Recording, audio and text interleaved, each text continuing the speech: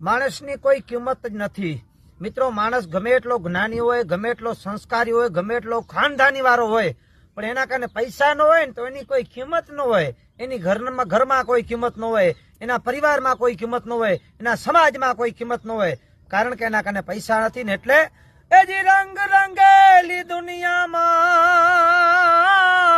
અને લાગી માયાની આગ।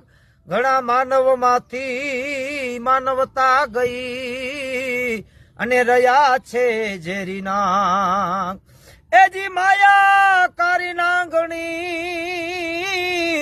અને બચ્ચા પોતાના ખાય, એમાંથી જો ઉગરે એ ચોહાચો મણિંદર થાય। નાણે વગર નાથિયા અને નાણે નાથા લાલ। રૂપિયા હોય તો એના 100 સગા હોય, નકા એનો ભાઈ પણ